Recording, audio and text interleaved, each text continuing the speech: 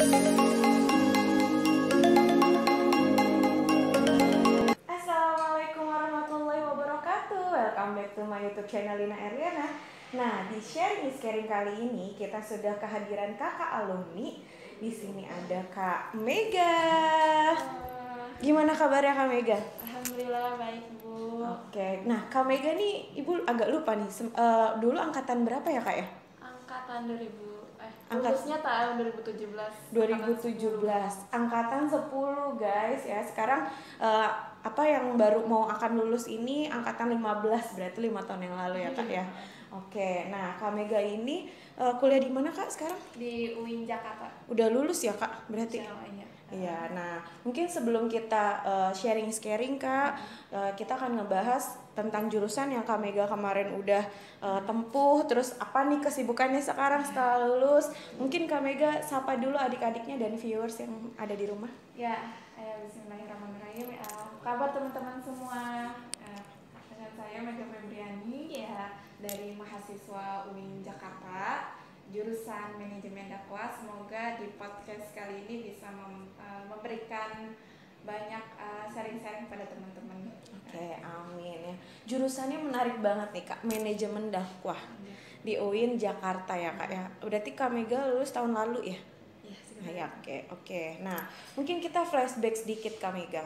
Waktu Kak Mega diterima di jurusan manajemen dakwah UIN Jakarta, waktu itu masih ingat nggak sih jalur apa?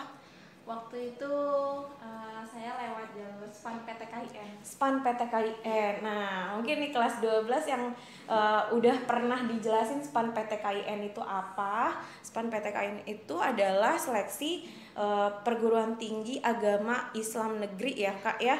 Jadi khusus sama kayak SNMPTN, jalurnya rapot, seleksi rapot. Tapi yang tergabung di sana kebanyakan adalah universitas atau institut Islam negeri gitu. Nah, ini juga seleksi rapot ya guys ya. Jadi nggak pakai pusing-pusing ujian ya Kak ya. Oke, masih ingat gak sih Kak dulu nilainya berapa? Itu lupa Kak. Itu lupa ya. Oke, nah selain nyoba jalur SPAN PTKIN, Kak Mega nyoba jalur apa lagi atau hanya fokus ke situ? Dulu sebelum SPAN PTKIN pernah nyoba di PNJ jurusan D3, tapi kalau ya kata terima ya. Terus pernah nyoba lewat jalur rapot juga pernah. Pernah lewat SBM juga pernah nyoba pernah. Oke. Ya, tapi nggak diterima semua waktu itu Kak. Oke, berarti memang rezekinya di UIN ya Kak ya. Rezekinya di UIN. Alhamdulillah. Nah, kemudian apa sih Kak alasannya ngambil jurusan manajemen dakwah? Karena waktu itu sebenarnya disaranin sama salah seorang alumni gitu. Masuk sini aja, di sini tuh ada banyak konsentrasinya, ada 3 konsentrasi, ada lembaga keuangan syariah, ada manajemen zakat, kemudian ada haji umroh, dan kebetulan saya tertarik di lembaga keuangannya situ gitu. Jadi ya karena tertarik cobalah daftar ambil manajemen dakwah, ya alhamdulillahnya keterima. Oke, jadi berawal dari rekomendasi alumni sebelumnya ya Kak ya. Terus ternyata konsentrasi atau jurusan yang ada di sana banyak gitu ya. Nah, kan manajemen dakwah ini kalau dari namanya aja manajemen dan dakwah, dua hal mungkin kalau dua hal yang mungkin buat anak-anak di luar UIN gitu ya, mungkin itu agak kurang familiar ya Kak ya. Belajarnya apa sih gitu kan. Sebenarnya di manajemen dakwah ini apa sih Kak yang dipelajari, apakah sama dengan manajemen? Nah, di semester 1 sampai 4 kita itu lebih konteksnya belajar agama dulu, kayak filsafat dakwah, manajemen dakwah, kemudian psikologi dakwah, dan juga belajar tentang keorganisasian kayak manajemen, khusus manajemen, terus administrasi dan lain-lain juga. Kemudian nanti di semester 5 itu udah mulai penjurusan ke konsentrasi, milih konsentrasi. Disuruh milih konsentrasi manajemen lembaga keuangan syariah atau manajemen zakat wakaf, kemudian atau manajemen haji umroh. Nah jadi ada 3 ya Kak? 3. Oke. Terus jadi nanti nanti pas udah semester 5 belajarnya udah masing-masing konsentrasinya. Kalau di lembaga keuangan sendiri belajarnya lebih ke belajar mengenai keuangan syariah kayak OJK, terus juga belajar bank syariah, terus belajar pegadaian syariah segala macam gitu. Nah di konsentrasi zakat wakaf infak sendiri ya belajarnya lebih ke zakatnya, tentang hukum zakat, hukum wakaf dan lain-lain. Kemudian di konsentrasi haji umroh lebih kepada tentang haji umroh sendiri gitu. Oke. Nah, Kak Mega sendiri konsentrasinya apa berarti, Kak? Manajemen lembaga keuangan syariah. Lembaga keuangan. Oh, berarti kalau jurusannya adalah manajemen dakwah, tapi konsentrasinya manajemen keuangan Keuangan syariah. Keuangan syariah. Oke. Itu di semester 5 ya, Kak ya. Oke. Dan tadi masing-masing tiap konsentrasi beda-beda, nanti tinggal disesuaikan kalian mau minatnya atau passionnya lebih kemana gitu ya, Kak ya. Nah, suka dukanya apa sih, Kak, selama kuliah? Tentunya kan pasti namanya mahasiswa gitu kan, banyak lah lika-likunya. Apa sih yang paling diinget tuh suka dukanya, Kak? Paling diinget banget ya Bu, dulu tuh awal-awal kuliah tuh bener-bener nyari beasiswa banget.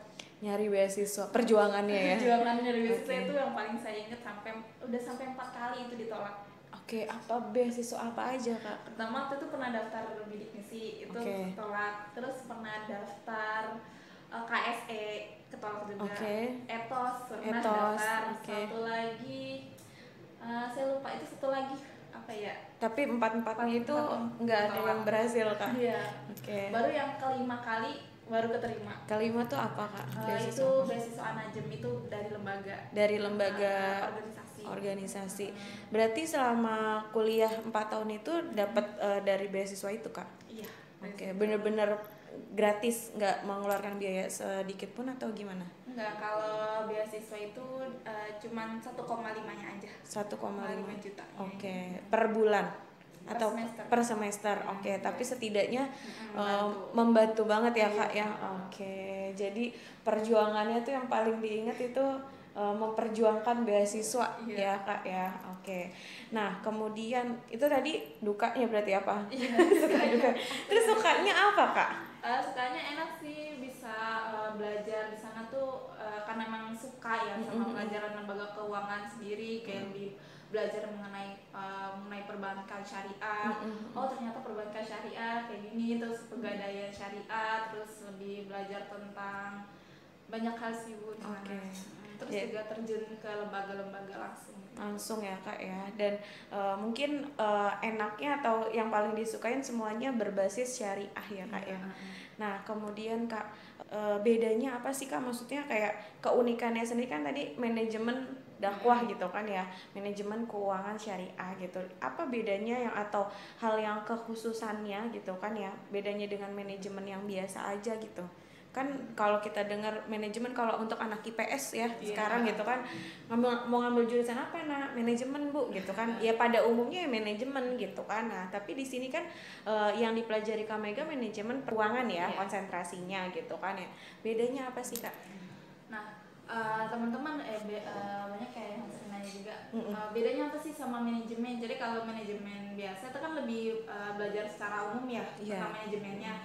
Sedangkan kalau di manajemen dakwah bukan hanya belajar soal itu, kita tuh juga belajar seperti yang dijelaskan dari semester 1 sampai semester 4, lebih kita tuh tertata pada dakwahnya sendiri gitu. Mungkin teman-teman yang berminat di bidang dakwah gitu, mengenai psikologi dakwah, bagaimana memahami persoalan madu segala macam. Terus juga manajemen dakwahnya sendiri ada Bu, mata kuliahnya manajemen dakwah. Terus juga ada tentang filsafat dakwah gitu. Tapi harus nggak sih, Kak, kayak jurusan manajemen dakwah harus dituntut gitu, atau setidaknya tuh harus menguasai atau bisa ngomong di depan orang? Namanya kan dakwah gitu ya, syiar itu kan kita menyampaikan kan, bukan yang kayak lebih di balik layar gitu kan. Nah, ada nggak sih tuntutan kayak gitu, Kak? Nah, kalau tuntutan seperti itu sebenarnya enggak Bu, karena makanya kenapa dibagi 3 konsentrasi itu. Nah itu sebagai aplikasi dari dakwahnya itu sendiri, karena dakwah itu nggak hanya sekedar jadi mubalik, tapi juga di bidang keuangan syariah, dakwah infak sama haji travel. Berarti esensinya dari dakwah itu sendiri, kita mau berdakwah atau mau berjihad di jalan yang mana gitu Iya. ya, di bidang keuangan syariah atau mungkin zakat atau mungkin apa tadi satu lagi Kak? Haji umroh. Seperti itu ya anak-anak ya, bedanya dengan manajemen yang biasa. Nah, satu hal yang sering banget ditanyain sama anak-anak nih Kak. Bener gak sih Kak kalau misalnya kita masuk ke UIN Jakarta? Itu harus bisa hafalan gak sih Bu? Itu banyak banget yang nanya, kamu masuk UIN aja nah, di sini ada jurusan ini gini. Ya Bu, saya nggak hafal Al-Quran, saya bukan tahfiz dan sebagainya gitu kan. Mereka terkendala sama paradigma itulah gitu kan. Nah, bener gak sih Kak? Di sana tuh seperti apa? Ada beberapa fakultas yang memang itu ada persyaratan. Beberapa fakultas ya, berarti sebenarnya nggak semua ya Kak? Oke. Gitu. Emang kayak contohnya kayak FDI di UIN Jakarta itu emang mereka backgroundnya rata-rata juga anak pondok semua, rata-rata ya sebagian besar juga. Terus di sana itu emang belajarnya lebih pakai bahasa Arab gitu. Nah kalau khusus dakwah sendiri memang ada persyaratan kayak misalnya mau sidang nih ada persyaratan TOEFL, TOEFL juga. TOEFL itu yang Arabnya gitu kan. Cuma ya emang nggak harus bener-bener bisa dari awal, nanti itu berjalan aja proses, mau sambil belajar juga diajarin gitu. Jadi nggak usah khawatir gitu ya. Khawatir. Ya setidaknya juz 30 hafal lah ya. Dan bisa ngaji, intinya gitu ya mungkin ya. Gitu. Nah kemudian Kak, prospek kerjanya apa sih Kak nih jurusan Kak Mega sendiri? Kalau di jurusan saya, karena kok saya ngambil konsentrasinya manajemen lembaga keuangan syariah, itu bisa di bank syariah, bisa di pegadaian syariah juga bisa, terus juga pokoknya lembaga-lembaga keuangan yang syariah gitu. Terus juga kalau misalnya haji wakaf bisa di lembaga-lembaga filantropi bisa, terus atau di Baznas atau di Dompet Duafa atau ACT itu bisa, itu lembaga-lembaga zakat. Kemudian haji umroh dia tuh bisa di travel haji umroh gitu. Jadi sebenarnya banyak ya Kak ya. Tinggal tergantung kita maunya di mana nih dan mungkin memanfaatkan peluang kesempatan kerjanya yang di mana gitu ya Kak ya. Nah kan berarti kan Kak Mega udah lulus nih ya. Udah lulus. Terus setelah lulus kesibukannya apa Kak sekarang? Alhamdulillah ini ngajar di salah satu sekolah gitu, sekolah bimbel, terus juga ngajar privat, kemudian ngajar di BSI. Di BSI itu dia punya program SPI. Nah, di situ kebetulan saya kontribusi di sana. Jadi menerjunkan diri ke dunia pendidikan juga ya Kak ya akhirnya. Iya. Tapi saya juga ini Bu, juga sering magang di lembaga filantropi. Gitu. Iya, di Dompet Duafa pernah, di ACT juga pernah, di Human Initiative juga pernah. Jadi semua dicoba semua ya pengalamannya ya. Nah, kalau harapannya Kak Mega sendiri ke depannya, maksudnya ada nggak kayak wishlistnya yang kayak mau dicapai atau apa gitu? Boleh dibocorin sedikit, mungkin bisa jadi doa buat teman-teman yang dengar, bisa diaminin. Ya insya Allah. Kalau target insya Allah banyak ya, kayak misalnya sampai bulan ini ada cita-cita sih, disutin ya Bu. Boleh. Ya pengen banget kayak nanti mungkin saya lebih fokus ke bidang administrasi di lembaga filantropi sih Bu. Pengennya ke sana ya. Itu sih yang pengen dicapai Bu. Yang dalam waktu terdekat dan pengen banget gitu ya. Mudah-mudahan bisa tercapai dalam waktu sesegera mungkin ya Kak ya. Kita aminin sama-sama nih, amin ya. Nah kemudian Kak, kalau untuk jurusan manajemen dakwah sendiri, itu apakah hanya ada di UIN Jakarta, UIN Bandung mungkin gitu ya Kak ya? Atau mungkin di universitas lain pun ada? Di universitas lain yang Islam kayak yang UII juga, pokoknya yang Islam gitu. Yang Islam ada ya, tapi kalau mungkin kalau yang umumnya mungkin manajemen aja kali ya. Tapi mungkin manajemen keuangan ada, tapi basisnya mungkin bukan syariah. Gitu. Kalau misalnya di universitas umum, manajemen kayak perbankan syariah ada, cuma PNJ. Nggak spesifik. Iya. Spesifik ke manajemen dakwah. Kayak di PNJ ya, biasanya ada. Oke. Nah, menarik banget nih tentang manajemen dakwah yang tadinya kita kayak berpikir manajemen dakwah tuh apa sih belajarnya gitu kan. Nah, dari sharing ini jadi ngebuka gitu ya, mungkin adik-adiknya yang ternyata nggak belajarnya tuh nggak cuma berbasis syariah doang, tapi ternyata banyak hal yang bisa dipelajari gitu. Nah mungkin ada nggak Kak tips dari Kak Mega untuk adik-adiknya yang nantinya mau pilih jurusan gitu kan, masih bingung-bingung, biasalah ya kelas 12 gitu kan, apa Kak mungkin tipsnya? Kalau menurut saya sebenarnya saya senang banget dapat sharing dari teman-teman saya yang masuk jurusan ini karena disuruh orang tua atau karena terpaksa segala macamnya. Kalau menurut saya teman-teman yang mau milih jurusan benar-benar coba dipertimbangin lagi, benar-benar sesuai passion gak sih nih jurusannya gitu, sesuai kesukaan gak sih ini karena ketika teman-teman belajar dan teman-teman hobi, teman-teman suka, itu teman-teman akan semangat gitu. Ketika teman-teman semangat, insya Allah kedepannya akan baik gitu, akan mudah mencapai apa yang teman-teman bisa gitu. Oke, jadi setidaknya ketika kita menghadapi kesulitan pada saat kuliah, itu kalau kita suka, kita minat, kita passion, nggak ada paksaan dari pihak luar, insya Allah kita akan mudah menjalaninya. Iya nggak sih Kak? Bener. Gitu. Jadi mungkin tips dari Kak Mega, kalian kenali dulu nih apa yang menjadi minat dasarnya kalian nih. Jangan sampai pengen ngambil jurusan A sama kayak Kak Mega nih, manajemen dakwah, tapi karena tuntutan orang tua atau mungkin hanya keinginan sesaat gitu, terus abis itu nggak minat lagi gitu ya Kak, ya kan biasanya gitu ya, labil gitu anak remaja zaman sekarang gitu. Jadi mungkin benar-benar difikirkan baik-baik. Nah mungkin ada lagi nggak Kak yang menarik dari manajemen dakwah yang mungkin bisa disampaikan ke adik-adiknya? Nah kalau yang menarik sih lebih kepada konteks pembagian konsentrasi itu sih Bu.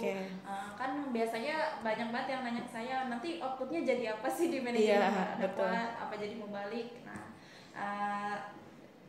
Di situ menariknya di pembagian 3 konsentrasi yang ternyata saya juga baru tahu pas dikasih tahu sama alumni, oh ternyata ada ini. Gitu. Kemudian yang serunya lagi bagi yang menyukai minat di bidang dakwah ya, nanti di semester 1 sampai 4 ya pure ke pembelajaran dakwah itu sendiri sama keorganisasian. Baru kalau semester 5 belajarnya sesuai minat konsentrasinya ya. Jadi nggak cuma jadi mubalik doang ya manajemen dakwah, kita persepsinya kayak gitu ya. Tapi ternyata konsentrasinya banyak gitu. Jadi ini unik banget menurut Ibu, ini jurusan yang unik banget sih gitu kan, yang mungkin kalau kalian minat dari sekarang nih setelah dengerin podcast kita gitu kan, tertarik nih, mungkin bisa research atau searching nih manajemen dakwah, mungkin selain di UIN Jakarta di mana lagi, atau mungkin mau ke UIN Bandung, karena alhamdulillah Kak nih kayak adik-adiknya juga lumayan banyak yang diterima di UIN Jakarta maupun UIN Bandung kemarin, jalur SNMPTN dan jalur-jalur lain gitu. Jadi mudah-mudahan ini bisa jadi nambah insight buat teman-teman yang nonton ya gitu. Oke, mungkin untuk sharing kita cukupkan kali ya Kak ya. Makasih banyak nih Kak Mega udah hadir nih, makasih. Mudah-mudahan apa yang tadi menjadi wishlistnya segera terrealisasi, apapun yang lagi dikerjakan mudah-mudahan dilancarkan sama Allah Subhanahu Wa Taala gitu. Mungkin kayak gitu aja Kak ya. Untuk sharing kali ini kita sudahi dulu sesi bersama dengan Kak Mega jurusan manajemen dakwah. Kalau kalian mungkin pengen tanya-tanya nih lebih lanjut atau pengen kepo-kepo jurusan apa aja sih Kak mungkin selain manajemen dakwah gitu yang ada di UIN, bisa follow di Instagram Kak Mega di apa Kak? Instagramnya Mega_Febri02. Oke, agak panjang ya. Nanti pokoknya Ibu tulis di sini, kalian bisa follow, bisa langsung DM. Oke, kalau gitu untuk sharing kali ini kita sudahi dulu. Jangan lupa Kak, like, subscribe, and comment. Kalau gitu, assalamualaikum warahmatullahi wabarakatuh. See you next video.